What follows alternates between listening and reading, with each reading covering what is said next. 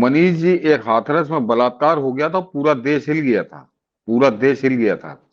अभी 4 दिन पहले कांग्रेस का एनएसयूआई का प्रदेश सचिव, और उसका उसका नाम है सद्दाम हुसैन, उसके साथ है इम्तियाज हुसैन, और उन्होंने एक टीचर का बलात्कार किया। और उनकी फोटो जो है वो वहां के मंत्री के साथ भी, वहां के विधायक के साथ भी, कांग्रेस का सचिव है वो एनएसयूआई का। और कहीं आप किसी भाजपा नेता को देख रहे बोलते हुए? कम से कम छत्तीसगढ़ का कोई बड़ा नेता बोलता, वहां बेचारे जिला विला स्तर के जो नेता है वो ट्वीट कर रहे हैं। बड़ा नेता जो है वो सेटिंग बिगड़ जाएगी।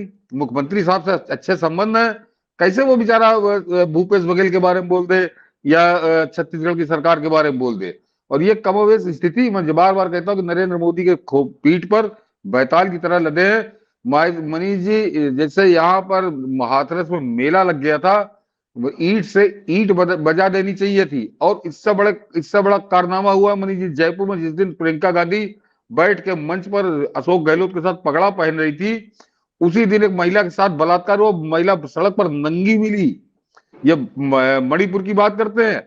और उसके बाद 2 दिन बाद वहां की जयपुर की पुलिस ने पता नहीं इसको क्या डराया धमकाया, ये कह दिया कि नहीं नहीं, ये तो मिली मिली भगत थी और इसके साथ कोई बलात्कार नहीं हुआ, ये महिला झूठ बोल रही थी। ये होती है सरकार की तानाशाही। मनीष जी, कोई महिला सड़क पर चिल्लाते हुए नंगे घूम दौड़ेगी क्या? ये मणिपुर थी, इसका मतलब राजस्थान में हालात मणिपुर से ज्यादा खराब है। और वो चिल्ला चिल्ला कह रही मेरे साथ बलात्कार हुआ, सब अखबारों में छपा। इन खैरातियों ने दिल्ली के खत्म कर दिया, उसका कहीं जिक्र नहीं आया। छत्तीसगढ़ में एक कांग्रेस की सरकार, कांग्रेसी नेता ने एक टीचर के साथ बलात्कार, मगर उसका नाम क्योंकि सद्दाम हुसैन इम्तियाज हुसैन है, तो इसलिए न तो कोई बोला दिल्ली का न्यूज चैनल, और न कोई नेता बोल रहा है। भाजपा के नेता छत्तीसगढ़ के पता नहीं कहा कौन से गुमान में है। वो मैंने ट्वीट देखा मनीष जी, तो वो बेचारा वो जिले का कोई नेता, वो उसके तो कम से कम इतनी हिम्मत है कि वो जिले का नेता लड़ रहा है। कौन है अभी भाजपा की छत्तीसगढ़ की सरकार बनने की नौबत आ जाए, आप देखिए कॉलर खड़ा करके आधा दर्जन चेहरे कि मुख्यमंत्री हम बनेंगे या केंद्र में मंत्री 2024 में हम बनेंगे। कहां छत्तीसगढ़ की भाजपा? तो ये जो मैं अक्सर दिल्ली के लिए कहता हूं, कमोबेश सारी स्थिति वही है, वही स्थिति है। तो इस वजह से ये लोग बेलगाम है, इनको मालूम है ये सेट कर लेंगे। और मोदी ऐसा नेता जरूर मिला है, लेकिन अब पार्टी बढ़िया मिली जो तुरंत सेट कर लेते हैं, तुरंत सेट हो जाती है। और इसका सबसे बड़ा उदाहरण छत्तीसगढ़ की घटना अभी 4 दिन पहले की है, या 2-3 दिन पहले की मनीष जी, मेरे ख्याल से 9 तारीख की है, ये राजस्थान की। और क्यों वो अखबारों में छपा कि क्योंकि प्रियंका गांधी की रैली थी, इसलिए पुलिस ने उस घटना को दबा दिया। ये लिखा अखबारों, देखिए दर्शक भी जान लगे, मैं हमेशा कभी अखबारों की बुराई नहीं करता, थोड़ा बहुत चलिए किसी का कोई कहीं झुकाव हो सकता है, लेकिन अखबार इतनी बेशर्मी पे नहीं उतरते जितनी बेशर्मी पे न्यूज चैनल उतरते हैं। इनकी एक और बताऊंगा कुकर्म आपको, ये पी गए राजस्थान की घटना को, ये पी गए छत्तीसगढ़ की घटना को। जबकि अखबार में एक सीमित जगह होती है, 24 पन्ने होते हैं, 16 पन्ने होते हैं, उसी में उसको पूरा देश समेटना होता है। इनके पास 24 घंटे होते हैं, लेकिन ये 24 घंटे बैठ के कभी कहीं सीमा के इश्क, कहीं अंजू का इश्क, इसमें आपको बरगलाया करते हैं। लेकिन जो बड़ी घटनाएं हैं जिससे इनके आकाओं का मुंह काला हो जाएगा, उसका ये जिक्र नहीं करते। और उसके लिए मैंने कहा छत्तीसगढ़ और राजस्थान ये इसके सबसे बड़े उदाहरण है। और भाजपा के नेताओं को तो जो छत्तीसगढ़ और क्या कहूं, उनको तो बेशर्मी की उन्होंने इंतहा कर दी है। बिल्कुल, और इस सबने बेशर्मी की, इसीलिए इन सब चीजों को समझना जानना बहुत जरूरी होता है। सर, एक षड्यंत्र और हुआ था, हम लोगों ने खूब उस पर शो किए। हकला, कुछ लोग लिख रहे हैं हकले पे भी आएंगे क्या। शाहरुख खान का बेटा चर्सी साबित हुआ, तो अदालत लगाने वाले संपादक ने अदालत से पहले अपने अदालत में फैसला सुना दिया और जस्टिफाई कर दिया पूरा। जिन लोगों को इसीलिए गुस्सा आता है कि जो लोग इनको राष्ट्रवादी समझते हैं, ये इसने खूब दुकान चलाया अरुण जेटली के दोस्त होने के नाम पे, खूब लूटा, खूब माल कमाया। आजकल सरकार सिस्टम में भाव नहीं दे रहा, वैसे मक्खन लगाने की सिलसिला में बीच बीच में अपना षड्यंत्र करता है। इसने शाहरुख खान के लिए जमकर बैटिंग की, और ये लोग समझते हो कि टीवी न्यूज एड से इन लोगों को पैसा आता है, जबड़ा माल आया होगा। और उसके बाद ऐसा प्रेशर इन लोगों ने बनाया, वो तिहाड़ रिटर्न जो है वो सबने ऐसा प्रेशर बनाया कि बेचारा जो जांच अधिकारी था उसे ही फंसा दिया। अब उस समीर वानखड़े को खलनायक बना दिया इस देश में मुझे लगता है कि ये ये इतना बड़ा कुठाराघात है। एक नायक जो सही मायने में था उसे खलनायक बना दिया गया। अब मनीष जी पूरी पहले खबर दिखा दी, हाँ खबर दिखा दीजिए फिर। समीर, आप लिख रहे हैं समीर वानखेड़े को मिले इस क्लीन चिट में बहुत गंभीर संदेश दिया है। अब उन खैराती एडिटरों को कटघरे में खड़ा कर दिया जो शाहरुख और उसके लड़के को निर्दोष बता रहे थे। जरा इसे आप अपने ढंग से पढ़ दीजिए। तो छोटा, अच्छा हाँ है आपके पास? हाँ हाँ ये हाँ हाँ समीर, मनीष जी, ये हेडिंग तो बड़ी दर्शक देख ही रहे होंगे। इसका मैं ऑपरेटिंग पार्ट पढ़ देता हूँ जो आपको सबसे खास है कि इन मामलों में कैट ने अहम फैसला सुनाया है। वानखेड़े को आर्यन खान मामले में रिश्वत लेने के आरोप से बरी कर दिया है। कैट ने अपने आदेश में कहा कि वह निर्दोष हैं। इस संबंध में केंद्रीय प्रशासनिक न्यायाधिकरण यानी कैट ने अपने आदेश में कहा है कि एनसीबी निदेशक ज्ञानेश्वर सिंह कुछ वानखेड़े मामलों के लिए नियुक्त जांच समिति का हिस्सा नहीं थे। उनके द्वारा की गई जांच की सारी वानखेड़े द्वारा की गई कार्रवाई और उनके द्वारा की गई जांच की सारी जानकारी उनको थी। तो यानी जबरदस्ती एक तरह से फंसाया जा रहा था। और अब जब कैट ने कहा है इस समीर वानखेड़े निर्दोष है तो मनीष जी ये बहुत बड़ी घटना है। ये बहुत बड़ी बहुत बड़ा और ये टीवी चैनलों से सारी खबर गायब है। ये अदालत लगाने वाले गायब है। संपादक ये कितना बड़ा ज्ञान बांट रहा होगा, ये गायब है खबर। ये गायब है। ये 9 सितंबर का है। हम लोग इधर उलझे हुए थे कुछ ऐसा, तो इसको मैं रखे थे संभाल के कि ये घटना मेरी नजर भी नहीं गई थी इस खबर पे। इसका मनीष जी, इसका मतलब अगर समीर वानखेड़े निर्दोष है तो फिर शाहरुख खान का लड़का निर्दोष नहीं है। इस खबर का सीधा सीधा संदेश है मनीष जी। और इसीलिए सारे न्यूज चैनल इस पर मुर्दों की तरह शांत है, इस पर बात नहीं कर रहे। अगर समीर वानखेड़े निर्दोष है तो समीर वानखेड़े कोई डकैती डालने चंबल थोड़ी गया था। समीर वानखेड़े पे यही इन्होंने आरोप लगाया था। दर्शक ये समझ लें कि समीर वानखेड़े ने शाहरुख खान के लड़के को जबरदस्ती फंसा दिया, रिश्वत लेने के लिए फंसा दिया और बाद में रिश्वत लेने की कोशिश कर रहा था। कुल मिला के वो कहानी इसलिए गढ़ी गई थी ताकि पता चले कि शाहरुख खान का लौंडा निर्दोष है। तो अब जब ये सारे आरोपों की धज्जियां उड़ गई कैट के कोर्ट के अंदर और उसने कहा, बिल्कुल स्पष्ट लिखा है कैट ने अपने आदेश में कि ये निर्दोष हैं, तो इसका मतलब जो समीर वानखेड़े पर आरोप लगा रहे थे वो थे झूठे और समीर वानखेड़े ने शाहरुख खान के लड़के को बिल्कुल सही पकड़ा था। और अगर समीर वानखेड़े निर्दोष है तो शाहरुख खान का लौंडा निर्दोष हो ही नहीं सकता मनीष जी। इसका मतलब उसको बचाने के लिए ये दबाव बनाया गया, इसका ट्रांसफर कराया गया, इसके आरोप बढ़े गए और इस आदमी को मुकदमेबाजी में फंसाया गया। लेकिन अंततः समीर वानखेड़े अदालत में जीत कर आए और उसके बाद फिर वो हकले का लड़का फिर संदेह और सवालों के कटघरे में है। उसकी जांच फिर से होनी चाहिए, उस पर मुकदमा फिर से चलना चाहिए मनीष जी। लेकिन ये कहेगा कौन? वो अदालत लगाने वाला संपादक। जिस दिन समीर वानखेड़े को आरोप जड़े गए थे, ट्रांसफर हुआ था, तो 1 घंटा पूरे प्राइम टाइम में वो अदालत लगाने वाला संपादक ऐसे नाचा था जैसे शादी ब्याह में निछावर मिलने पे हिजड़े नाचते हैं। वो तिहाड़ी अपने चैनल पे नाच रहा था। अब जब समीर वानखेड़े को निर्दोष होने की क्लीन चिट मिली तो ये सब मुर्दों की तरह जैसे गायब हो गए, शमशान में सन्नाटा। एक दिन भी इनके न्यूज चैनल पर एक लाइन की खबर समीर वानखेड़े के लिए नहीं चली। ये वही लोग हैं जो शाहरुख खान के लौंडे के रिहा होने पे हिजड़ों की तरह नाचते हैं। समीर वानखेड़े पे जो आरोप लगा के मुकदमा दर्ज होता है तब ये हिजड़ों की तरह नाचते हैं। तो समझ लीजिए, जो अभी आप मनीष जी बात कर रहा था, मैं कह रहा था कि ये लालू और उदय दीदी नहीं, ये तो खुलकर हैं। ये अपने जो कुकर में करते हैं वो सामने है हमारे। ये है हमारी आस्तीन के साथ, जिसे कहते हैं ग्रीन स्नेक, जिनको पहचानना बहुत कठिन है। ये हमारे आपके बदन से चिपक कर हमारा आपका लहू पी रहे हैं। ये राष्ट्रवाद का नकाब पहने, राष्ट्रवाद के आवरण में इस टाइप के लोग। समीर वानखेड़े की खबर क्यों गायब है? मैंने अभी देखिए मनीष जी, वही उदाहरण कि अभी भी हम लोगों ने जो खबर दिखाई, आपको अखबार की खबर दिखाई, अखबार में वो खबर बड़े विस्तार से छपी है, उसी दिन छप गई थी, लेकिन न्यूज चैनलों पे वो नहीं आई। तो ये अंतर है। जर्नलिज्म अगर जिंदा है हिंदुस्तान में तो अखबारों की खबरों में ही जिंदा है। ये न्यूज चैनलों ने तो इसको क्या कहूं, चंडू खाना बना दिया है या बेस्याले से बदतर कर दिया है। सर, आज मैं देख रहा था महामहिम राष्ट्रपति से मिलने के लिए कुछ सो कॉल्ड नया नकाब ओढ़ी हुई जो पत्रकार है, महिला पत्रकार, आजकल मोटा माल कमा रही है, इधर से उधर जा रही है, और अभी वो एकाएक हमारे कुछ जो राष्ट्रवादी हैं उसका खूब महिमा मंडन करते हैं, उसका नकाब उतरेगा एक दिन, जिससे अदालत लगाने वाला। उसके साथ मैंने, अब नाम मैं नहीं लूंगा, जामिया में मेरी बहुत जूनियर थी वो लड़की, आजकल जेम्स राय के चैनल पे उसे नौकरी मिली है। मैंने देखा उस फ्रेम में उस घोर जिहादी महिला पत्रकार को वो राष्ट्रपति महामहिम द्रौपदी मुर्मू से हाथ मिला रही है और मंत्री जी के साथ।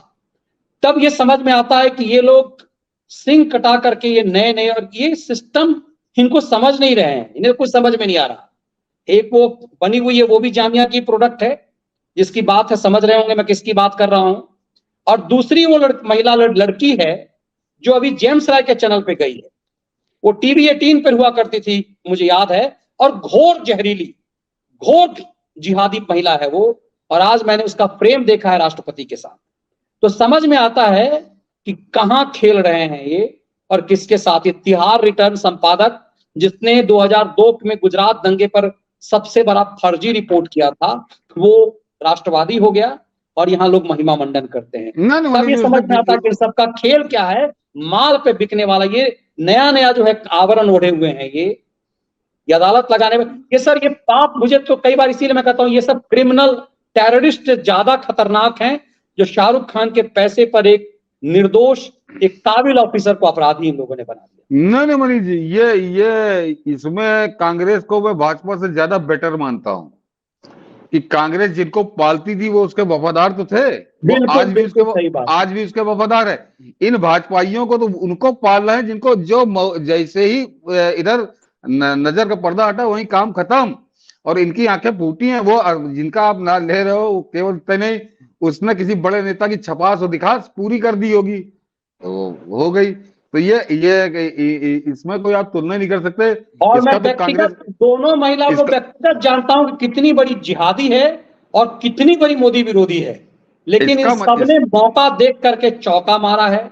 आज कोई जेम्स राय के चैनल में है, कोई नए चैनल में जाकर के सुपर संपादक बन गई है, और ये सब के सब राष्ट्रवादी उसे कहता रही, बाप रे बाप, इस्लामिक महिला होकर के वो ऐसी राष्ट्रवादी है। तो वो खेल रही है, वो मजे ले रही है, मूर्ख बना करके इन्हें मजे ले रही है, लेकिन जिस दिन वो गला काट देंगी रात में ना, तब पता चलेगा। इसीलिए मैं कहता हूं कि ये खराती ज्यादा खतरनाक है आतंकवादियों से ज्यादा।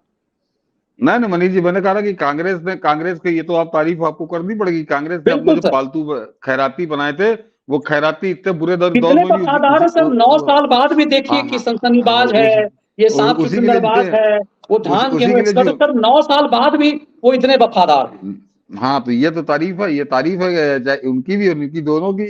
लेकिन इधर जो है ये तो खैर अब इसके बारे में क्या कहूँ, ये तो अभी हम लोगों ने जिक्र किया शाहरुख खान वाला कि वो अदालत लगाने वाला संपादक, अदालत लगाने वाला तो विद्यार्थी परिषद का नेता है, जेटली का चेला है और कब्र खोद रहा है। हाँ, अदालत लगाना तिहाड़ी, ये राष्ट्रवाद के सबसे बड़े सिरमौर एकदम चमकते हुए हैं, और उनके कर्म क्या है।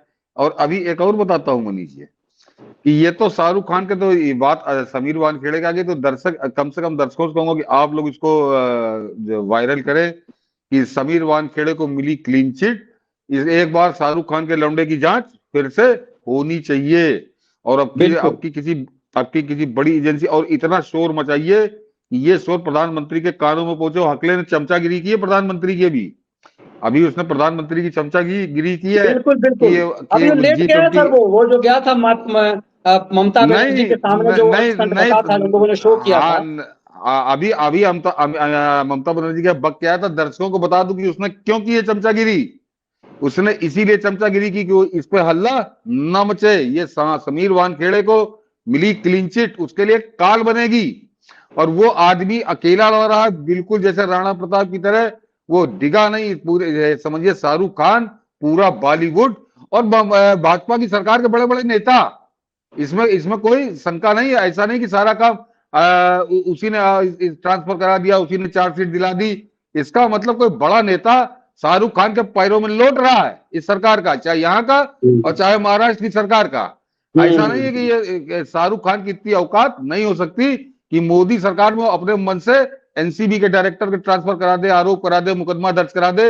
इसका मतलब इस सरकार का कोई बड़ा नेता उसने सौदा किया और शाहरुख खान की चरणों में लौट गया, वो जिसने उसने एक ईमानदार एनसीबी के अफसर को इस कदर हैरेसमेंट किया, उसका ट्रांसफर तो उसने तत्काल कराया, और उसके बाद उसको मुकदमाबाजी दुनिया भर की, पिछले 1 साल से वो आदमी मुकदमेबाजी में उलझा है, सिर्फ इसलिए क्योंकि उसने शाहरुख खान के लौंडे को नशे में पकड़ लिया था, और ऐसा पकड़ा था कि 1 महीने तक जमानत नहीं हुई थी। मनीष जी याद करिए, हाई कोर्ट से भी जमानत नहीं थी। हिंदुस्तान के बड़े बड़े वकील जब खड़े हुए थे तो 3 दिन बहस हुई थी, तब उसको सशर्त जमानत मिली थी, जैसे अपराधी को मिलती है किसी। तो वो कितना निर्दोष था ये तो नहीं। तो जाहिर सी बात है कि समीर वानखेड़े की कहानी, समीर वानखेड़े तो एक प्रतीक है वो आदमी। इसके इससे उबले हुए उपजे कई सवाल ये बहुत महंगे पड़ेंगे इस सरकार को भी। बिल्कुल, और इसीलिए मुझे लगता है कि कैसे देखते हैं जेम्स राय का चेला को, चैनल को कहा जा रहा है कि वो चैनल जो है अडानी का हो गया, उसमें कोई और संपादक हो गया, वहां नौटंकी करके नौकरी जा रही है, तो एक रिपोर्टर रवीश कुमार के स्टाइल में कह रहा मैंने भी एनडीटीवी छोड़ दिया, और लाखों लाख व्यूज उससे हो रहे हैं। उस चैनल पे जिस महिला को मैंने देखा एडिटर बन के गई है, आज राष्ट्रपति के साथ मैंने देखा, मैं चौंक गया। मैं उसके जहरीले चरित्र को बेहतरीन जानता हूं, वो बहुत जूनियर है हम लोगों से प्रोफेशनली। मैंने जब देखा तो समझ में आया कि इनकी पसंद क्या है, और ये इतना इंटरनल यहां तक यदि एंट्री है उसकी, तो समझ जाइए कि क्या है, समझ जाइए कि क्या है। और एक दूसरी है जो आजकल तो सिरमौर बन गई हुई है, और आप अब मोदी भक्ति का गाली सुनती है खैरातियों जिहादियों से और उनसे, और एजेंडा कुछ और अपना चला रही है। तो कुछ लोग भ्रम में हैं कि नहीं नहीं वो जो आप जिसकी कह रहे हैं वो जेम्स राय के चैनल में नहीं है। जेम्स राय के चैनल में जो है उसकी दूसरी की मैं बात कर रहा हूं। आप लोग उसका नाम नहीं जानते होंगे, धीरे धीरे समझ जाएंगे। अभी बहुत बच्ची है वो, लेकिन बहुत बड़ा कद उसे दे दिया गया है। आज मैं राष्ट्रपति के सामने जब उसे देखा तो मैं चौंक गया, क्योंकि मैं उसके जहर के एक फन को अन्ना आंदोलन के समय से ही जानता हूं, बहुत पहले से। मैं ये बात इसलिए कह रहा हूं कि ये कैसा सिस्टम है ये, कि कम से कम वो लोग पहचानते हैं लोगों को। मगर देखिए कि मैंने कुछ नहीं, कभी मैं तो किसी बीजेपी, आज तक मैं किसी नेता के पास नहीं बैठा। बीजेपी दफ्तर बतौर पत्रकार जब बीट कवर करता था तब गया, उसके बाद मैं कभी नहीं गया, कभी नहीं मिलता हूं। लेकिन मुझे कभी भी सर राहुल गांधी से सवाल पूछने नहीं दिया गया, नॉट ए सिंगल डे। मैंने पब्लिकली 10 बार कहा है, मैंने रणदीप सुरजेवाला से कहा कि राहुल जी के 9 से 10 प्रेस कॉन्फ्रेंस हो गए, मैं सामने बैठता हूं, आप मुझे रणदीप जी एक सवाल राहुल जी से नहीं पूछने देते हैं। उसने कुछ नहीं बोला, 10 मिनट बाद उसने मुझे हवा में जवाब दिया, अपने लोगों से सवाल पूरा हो तब तो दूसरों को मौका दूं। समझ जाइए, मैं तो कोई ऐसा नेम फेम वाला भी नहीं हूं कि मैं टारगेटेड हूं, ना मेरा संघ से वास्ता है, ना बीजेपी के किसी नेता के पास बैठना उठना है मेरा, ना अपने आप को बहुत बचा कर रखता हूं। तब कांग्रेस मुझे कह रही है कि राहुल गांधी सवाल नहीं करने दिया मुझे, और मैं पब्लिक मन से कह रहा हूं, सुरजेवाला ने 20 पत्रकारों के सामने मुझे मेरे बारे में मुझे कहा कि अपने लोगों से सवाल होगा। लेकिन ये कैसे हैं कि इसके गैंग में आपको एंटी एजेंडा चलाने वाले घुसे हुए हैं, राष्ट्रपति भवन में घुसे हुए हैं ये लोग, और मतलब बड़ी जिम्मेदारी में। तो समझ जाइए कि ये तो चलिए मोदी, प्राइम मिनिस्टर मोदी का कद इतना बड़ा है, काम उनका बड़ा, वरना ये लोग तो कभी किसी भी दिन बेडरूम में घुसा देंगे मोदी की और ये लोग हत्या करवा देंगे। मैं बहुत गंभीर बात कर रहा हूं, ये हत्या करवा देंगे, क्योंकि मैं जानता हूं उन लोगों के खेल को। इसीलिए मैं कि आप समझिए कितना खतरनाक मामला है। और ये अदालत लगाने वाला संपादक शाहरुख खान का महिमा मंडन करता है, ये तिहाड़ी और ये राष्ट्रवाद का आवरण ओढ़े हुए है। ये अरुण जेटली के बल पे कहां कहां तक पहुंचे खिलाड़ी। सर ये तो ऐसा ऐसा खेल कर देते हैं कि फ्लॉप फिल्म को हिट बता करके अरबों का बता देते हैं, कि गदर से ज्यादा शाहरुख खान का फिल्म मैं मनीष जी आप वाली बात को पहले कर दूं, फिर आता हूँ गदर पे। आप तो मनीष जी, आप, मुझको ताजुब नहीं हो रहा, मुझको हंसी आती है कि मैं जानता हूँ कि भाजपा का अंत ऐसे ही होता है। ये इनके इनके पतन का कारण कोई और नहीं, यही कर्म होते हैं। ये आप अभी देख रहे हैं, ये मैं अटल जी की सरकार को मैंने लखनऊ में देखा है। अटल जी की सरकार थी, कल्याण सिंह मुख्यमंत्री, राजनाथ सिंह मुख्यमंत्री। हमारे यहाँ एक होता था गैंग ऑफ सिक्स, मैं पत्रकार की बात कर रहा हूँ, और उसका एक ही काम होता था कि भाजपा को तो खैर वो मतलब निशाने पे परमानेंट रहती थी, किसी तरह से इसको निपटाओ। तो भाजपा सरकार के खिलाफत करना, उसकी खिल्लियां उड़ाना, बड़े नेताओं के खिलाफ अफवाहें फैलाना, वो एक गैंग ऑफ सिक्स था। उसका बकायदे यार लखनऊ का हर वरिष्ठ पत्रकार, जूनियर सब जानता है उस दौर का। और लेकिन उस भाजपा की सरकार में सिक्का उन्हीं के चलता था। वो बड़े नेताओं के ड्राइंग रूम में वही बैठते थे, वो बड़े नेता उनकी आरती उतारने में व्यस्त रहते थे। और मैं बता दूं कि वो ऐसे लोग थे। अब जरा उसका एक और आपको बिल्कुल ताजा उदाहरण बता दूं कि उस गैंग ऑफ सिक्स से प्रधानमंत्री नरेंद्र मोदी बहुत भली भांति परिचित है। उसकी वजह यह है कि अटल बिहारी वाजपेयी के चुनाव में वो लखनऊ आते थे और कैंप करते थे, और प्रेस प्रेस जो है ये और गोविंदाचार्य मूलतः यही लोग उसको देखते थे। तो नरेंद्र मोदी का एक दो बार उस गैंग ऑफ सिक्स से टकराव वाली स्थिति भी है कि तनातनी जैसे होता कि बदतमीजी वो करते थे, सबको मालूम है। तो ऐसा नहीं है, लेकिन उसी गैंग ऑफ सिक्स में से एक आदमी आज की तारीख में सर्वशक्तिमान योगी आदित्यनाथ के पैरेलल गवर्नमेंट वो आदमी चला रहा है, और दिल्ली से उसको पूरा ताकत मिली हुई है। तो आंखें फूट गई हैं, यह कौन सूचना देता है? तो ये जो आप बात कर रहे हैं, ये तो आप अभी की बात कर रहे हैं, आप देख रहे हैं तो आपकी तिलमिला, मुझे तिलमिलाहट या गुस्सा कतई नहीं है, क्योंकि मैं जान रहा हूं कि भाजपा के पतन का कारण यही लोग होते हैं। ये इसी तरह ये छपास और दिखास कुछ नेताओं की, और उसके बाद कैसे आंख बंद करते हैं, तो वो मैं अभी यूपी में देख रहा हूँ। यूपी में जिस दिन कई बार मैं जिक्र कर चुका हूँ, उस दिन मैं खुलकर नाम बोलूंगा, लेकिन जरा वो बिंदु आने दीजिए, और निश्चित वो टकराव होगा, बहुत भयानक टकराव होगा। बिल्कुल सर, और ये इसीलिए क्योंकि ये समझ में आता है हर चीज तो मोदी नहीं देखेंगे कि चिरकुट पत्रकारों पे नजर थोड़ी ना मोदी को रखना है। उनको बहुत सारा काम प्राइम मिनिस्टर का होता है, इतना आसान नहीं होता। लेकिन इर्द गिर्द जो सिस्टम में है, कौन चिरकुट जो है पहुंच रहा है। इसीलिए मैं कहता हूं कि कोई लोग जो है एकदम से जो मुहिम अपने आप को यू टर्न ले लिया, कई लोगों ने जो अच्छा काम किया, उन्हें लगता है कि जब इस सिस्टम में ऐसे ऐसे जो एंटी नेशनल तत्व है जब वो घुस जाते हैं, क्योंकि मैंने बहुत गंभीरता से मैं जानता हूं, बहुत सारे लोग पहचान गए हैं, ये बहुत गंभीर मामला है। आपके कोटे में खेम में एंट्री किसकी? क्योंकि पत्रकारिता सामान्य पेशा नहीं है, परसेप्शन बदलने का पेशा है। इसीलिए मैं कहता हूं कि आपको भले ही वो फटीचर नजर आता होगा कि वो कंधे में लटकाया हुआ है, कभी नहीं नहा रहा है, 4 दिन नहीं नहा रहा है, लेकिन वो बहुत परसेप्शन चेंज करता है। इसीलिए तय होता था कि सोनिया गांधी 9:30 बजे डिनर करती थी तो जेम्स राय 9:30 बजे टीवी चैनल पर बैठते थे कि मैडम का आज मैडम के लिए क्या खबर पढ़नी है। ये चीजें चलती होती थी। इसीलिए इस गहराई को समझना बहुत जरूरी है। ये यदि हम सियार को रंगे सियार को नहीं पहचान पाए तो फिर क्या है?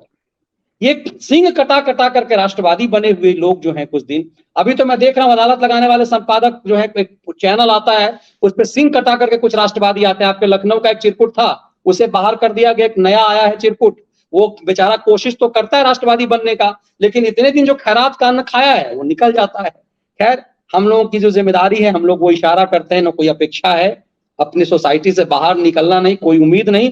बस यही होता है कि जो नेशन के लिए एक व्यक्ति जो बेहतरीन काम कर रहा है, उसके इर्द गिर्द जो खतरनाक लोग हैं वो क्या साजिश रच रहे हैं, ये इस देश की जनता को पता चलना चाहिए।